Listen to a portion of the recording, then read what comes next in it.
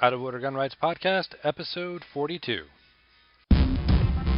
Welcome to the Out of Order Podcast, your window into the firearms community, exploring those shaping the future of our rights and protecting our lifestyle, laws, legal cases, activism, and self-defense in a candid and honest podcast for our brothers and sisters in arms.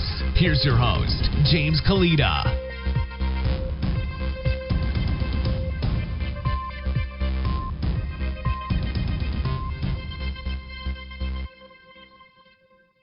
Thanks for tuning in to the Out of Order Gun Rights Podcast. Today's sponsor is NagYourRep.com, where you can annoy an anti-gunner, embrace your inner gun nut, and do your part to defend the Second Amendment by regularly, consistently, and automatically reminding your elected representatives to oppose new gun control laws. The guide is free, the tools are free, so head over to NagYourRep.com, enter your email, and I will send you your free guide. Today's guest is Julie Loeffler. Julie is the founder of Compass Defense and a self-defense instructor at a local university. And now here's Julie.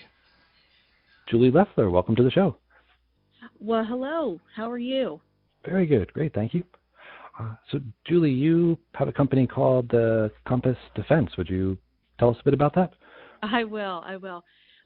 We, believe it or not, we just transitioned for branding purposes. We were, and we have been known for years now as Mid-Ohio IMB, IMB standing for International Martial Art and Boxing, which is the original tie. That's where I had all of my martial art training over the last 20-plus years from the famed instructor Richard Bustillo out of Los Angeles, and he was the owner of the headquarters of the IMB studio in L.A. His original teacher was Bruce Lee. So we have a very strong lineage of teaching all ranges of attack, all styles of unarmed defense, and edged weapon. And it is a very honorable thing. But we noticed as we started expanding into all things personal defense, having to explain IMB to people who are not in the martial art industry, it was confusing for them. So we decided, in our evolution, we should change our name so that people understand more of what we do, and that was the culmination of Compass Defense Group. Oh, wow! And so, it sounds like you've been doing this for a while. What inspired you to get into martial arts? Oh, well, that would be my father, believe it or not. My mom and dad raised two strong young ladies, and when I was a freshman at Ohio State, I was raped. And I couldn't tell them. I didn't tell my mom and dad for 6 years. And it was hard, and it was painful, and it was life-changing. But after I graduated Ohio State, after 4 years, my dad, of course, said, you need some, while you're up there in Columbus, Ohio, by yourself, you need some self-defense. So I took his advice, and at the time, we were all using Yellow Pages, and so I looked in the Yellow Pages under martial arts, hadn't studied anything before, I knew who Bruce Lee was, but I didn't really idolize, or it didn't faze me. I'm 22 years old, I'm a female, and it's 1994, and I start learning martial arts, all ranges of attack. We boxing and groundwork and weapons training, and weapons training meaning blade training, and Muay Thai, boxing, hand trapping or Wing Chun, French Savate, all kinds of things.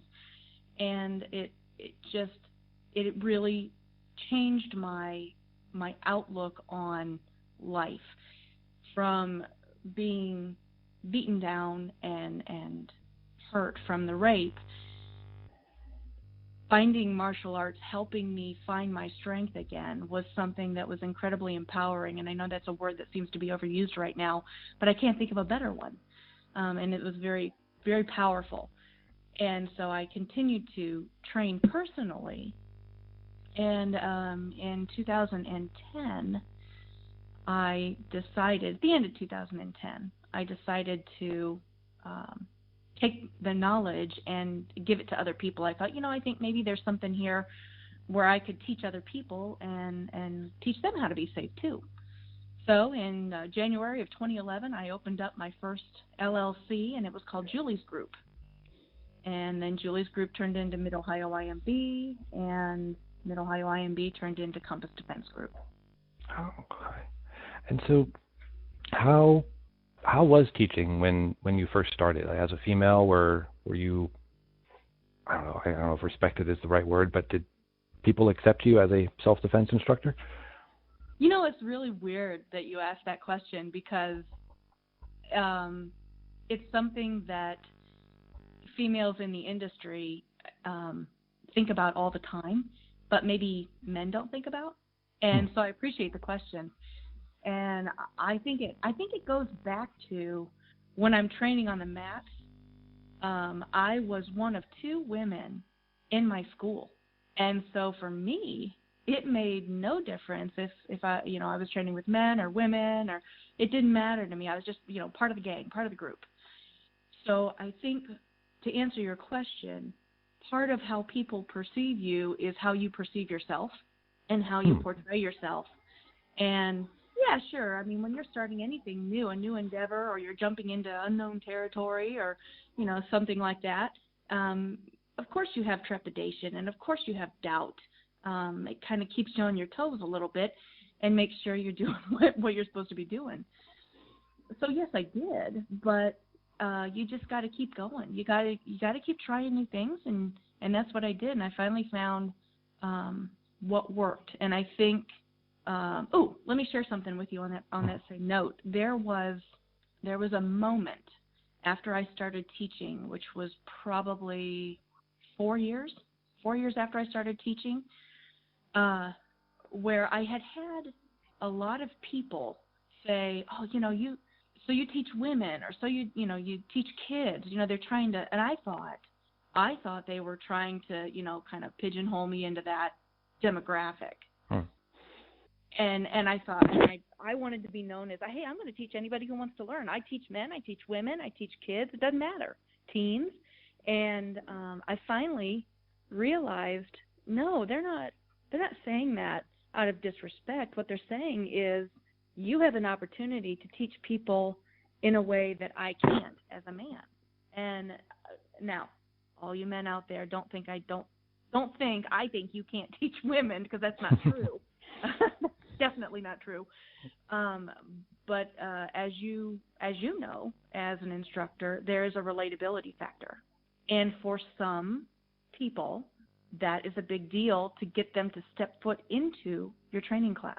And for those people, it makes a difference. And that's okay with me. So, yeah, I appreciate the question. I don't know if they treated me differently. I think whether you're a man or a woman in the training industry, you definitely have to earn your spot. You have to make sure that you're legitimate, that people understand what you're doing, and you're not trying to BS your way through anything. Make sure that you're genuine, and make sure that what you're doing is for your students and not for yourself. And I think people will see that if you just kind of plow through and do what you do. Thank you. So you also teach on a college campus. You have classes there. Would you tell us a little bit about those? Yeah, that just started. That's a new opportunity for me. Right. It's so funny how it started. I got my best friend in the martial art world, Julia, who was my training partner back in the day, who now comes to my studio and trains with me here, said, "Hey, you ever think about calling Ohio State and seeing if you could teach a self-defense class there?" And, yeah, you kind of think about it, but you're like, well, gee, that's so big. Where do I even start? So one day, I don't know, I just must have wanted to challenge myself or something. I don't know. I called the physical education office, and I asked, I said, "Hey, I'm here are my credentials. Here's what I do. Do you need somebody like me to teach any women's self-defense classes?" And wouldn't you know, I think they kind of fell out of their seat, and they said, "We've been looking for somebody like you for 10 years. Wow. Could have her to pick me up off the floor at that point. Yeah. Yep. And it was nice. It was nice to hear, humbling to hear. And I made an appointment to meet with the director. This was back in September of last year, and we hit it off well. And she liked my creds, and we set up 3 women's self-defense classes starting in January of 2018, and going through what we call spring semester here at Ohio State. And I had 80 young ladies in my classes, and it just so happened that it was probably one of the best moments of my training career was teaching those classes, because man, these young ladies are pretty awesome, and I just thankful every day that I took that chance and made that phone call so that I can do that. I reworked the women's self-defense program based on the 3 ranges of attack. They learn improvised weapons training. They learn flashlight training. They learn all types of long-range, mid-range ground training, and also the mental and psychological preparation that has to go through it. So it's a pretty intense class, and I don't really let them get away with much anything. But the reviews were phenomenal, and we've upped our game. We're going to have more classes in the fall. Oh, excellent. And so you shared with us that you were raped as a freshman in college. Do you have, as a survivor of that, do you have advice for women on, I don't know, how to avoid that, or I'll let you answer. Yep. Yeah. No, it's fine. Of course I have advice, and that is that you need to seek out training. You need to have more than just someone telling you, well, you don't be afraid to defend yourself. Because, that's really nice for somebody to tell you that. But what the hell are you going to do with that when you're faced with somebody who's attacking you, whether it's brutally or not, and you don't want them to do that, but you don't know what to do? I mean, you don't want to freeze. You don't want to be in that position of vulnerability and not know that it's all right to hit back. I mean, sometimes we're starting at such a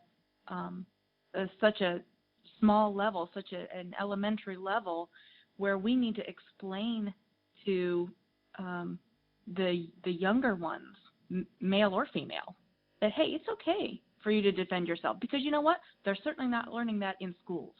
They're not learning it in schools. They may or may not be learning it at home. And the way society is treating our youth right now is pretty pathetic. They're treating them as if they don't have their own brain. And quite frankly, they do. I was so impressed with this youth group that came through, the 80 women who came through my 3 classes at Ohio State. They are strong, and they are willing to learn. They just don't have anybody out there who's willing to take the time. All right. And so, thinking about raising children, and a lot of people are coming up through public schools, what would you say to parents that are getting ready to send their kids to college? What should they tell their kids? What should they teach their kids? Or how should they prepare for them being on their own? Well, I think it's important for them to be honest with them. There are numbers. Each college or each university has statistics that are extremely flawed and skewed about violence on campus or arrests or crimes on campus. So reading those numbers are probably not going to be accurate, probably not going to paint an accurate picture. But, we've all been there. As adults, we've all been there, and we understand what the potential dangers are. And, if it's uncomfortable as a parent to have that conversation with your child, then I would suggest enrolling your child in some sort of training, whether it's a 4-hour workshop or a 10-week workshop or something in between.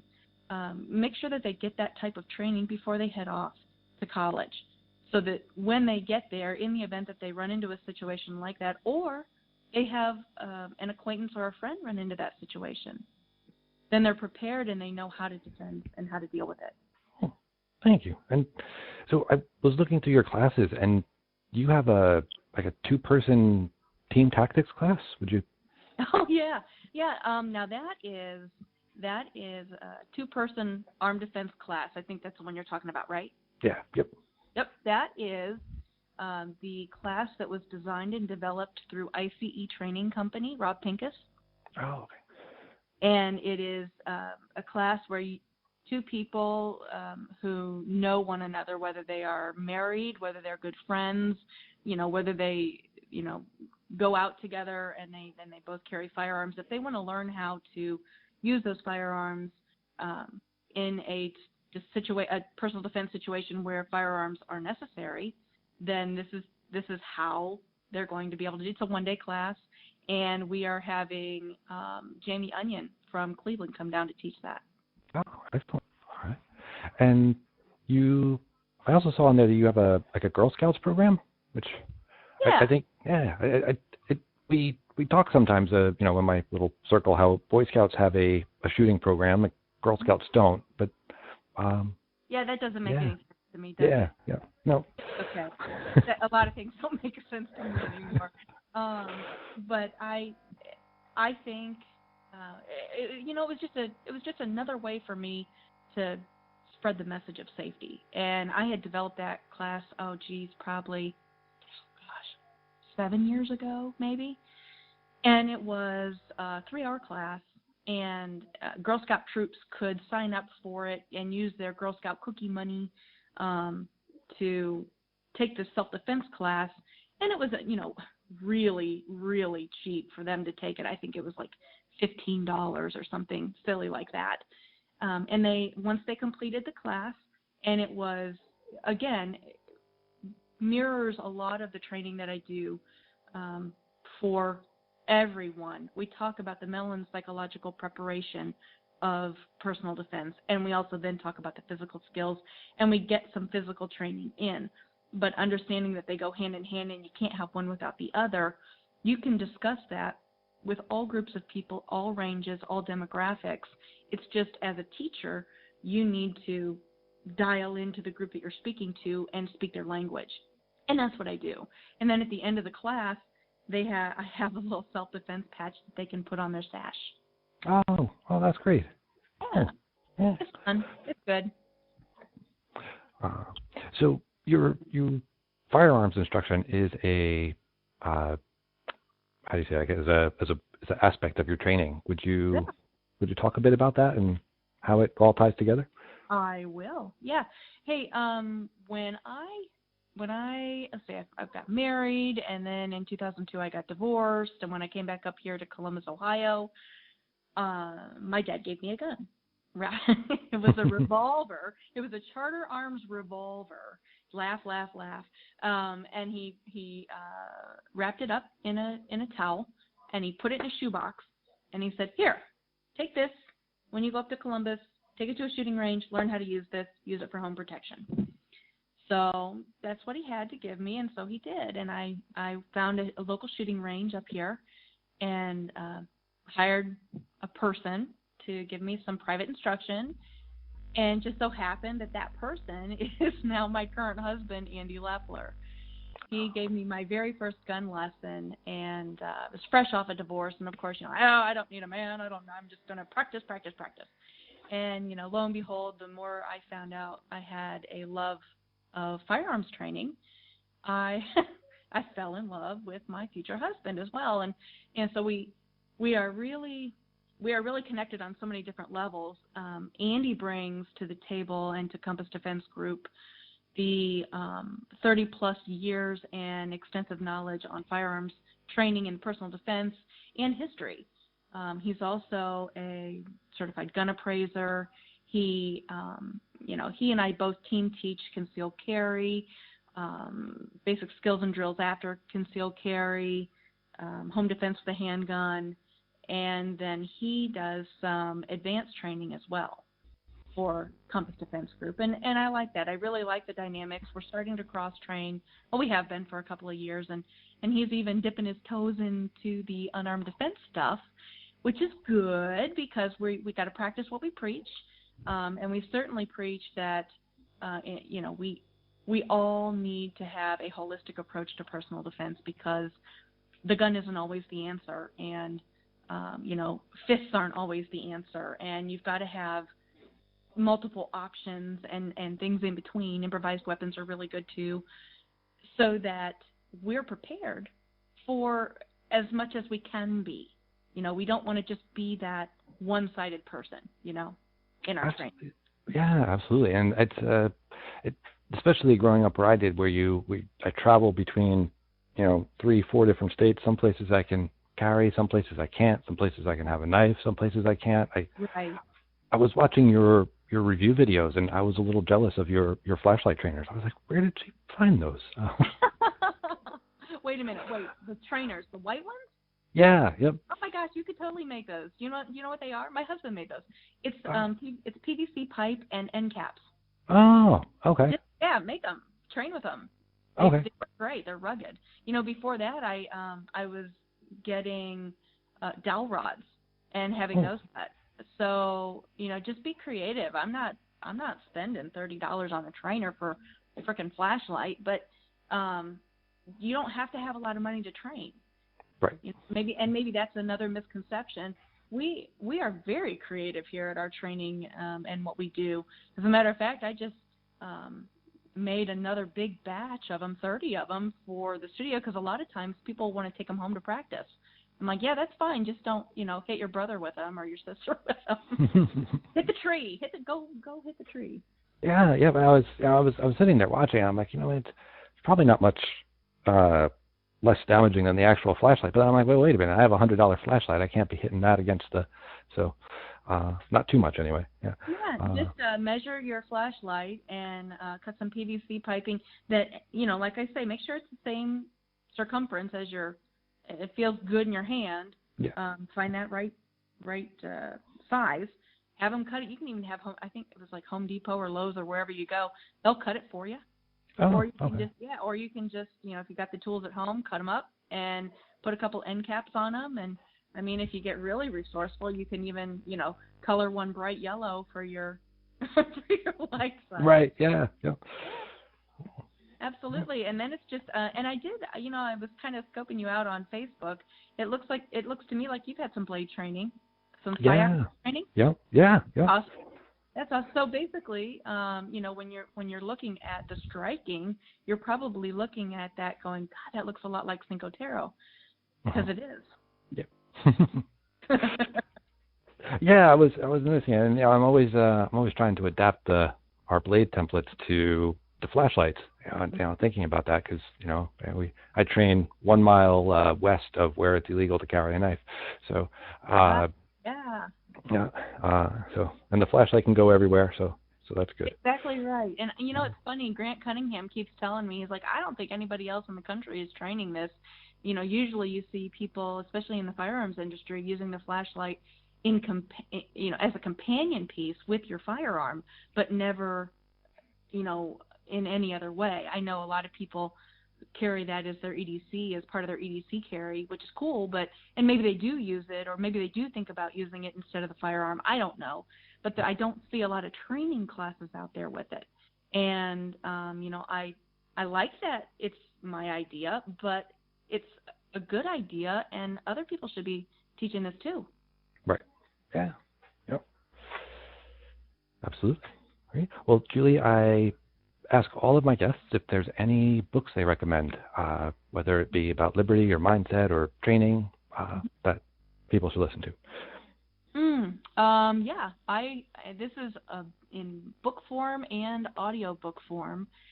Of course, I'm going to recommend this one. It's called The Warrior Within, and it's by John Little, and it's an incredible book written about the philosophy and concepts of Bruce Lee and his training. And by the way, my instructor, Richard Bastillo, he just passed away last year, but he said on numerous occasions, and other people have too who trained with C.J. Lee, they say, if he were alive today, he'd have a firearm, and more than likely, it'd be a Glock.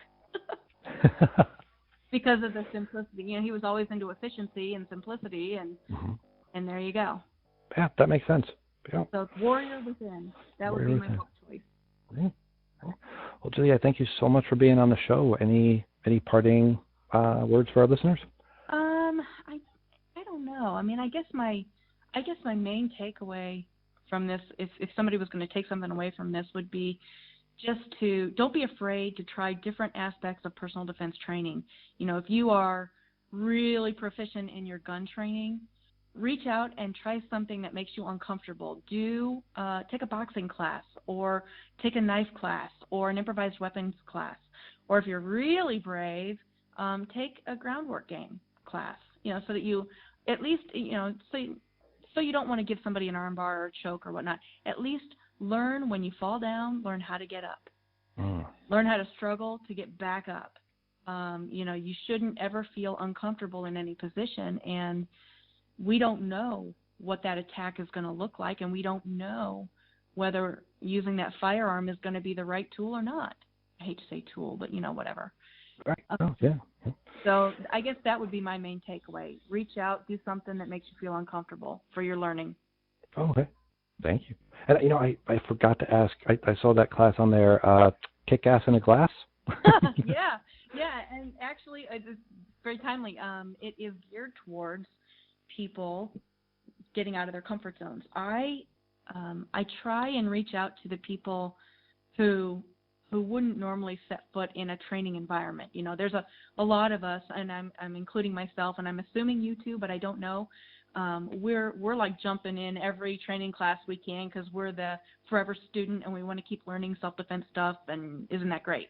Yep. But there's a lot of people out there, a lot of people who think about it but never set foot in there. Maybe it's, the parents in the suburbs who don't get into the firearms training, or they just don't have time, or the teens, or the kids going off to college. So instead of saying, putting up my shingle and saying, here I am, come to me, I wanted to develop a class that was already comfortable for them. So I don't know where you are. Are these things like wine and paint parties pretty prevalent? Do you see No. these? Okay, so there's this thing, and it's around. Wine and paint party. So you get to have a glass of wine while you're painting this really ugly picture, and everybody paints the same picture, and yeehaw. Well, I thought, what if we change this up for the people who like to drink wine? Why don't we do an hour of personal defense training? And I've got 5 different, obviously you can't hit all areas and all ranges of attack in 1 hour, so I've got 6. I just created another one. 6 different topics. And we do discussion and physical training in that 1 hour. And then afterwards, we have a couple glasses of wine and some appetizers. Oh, excellent.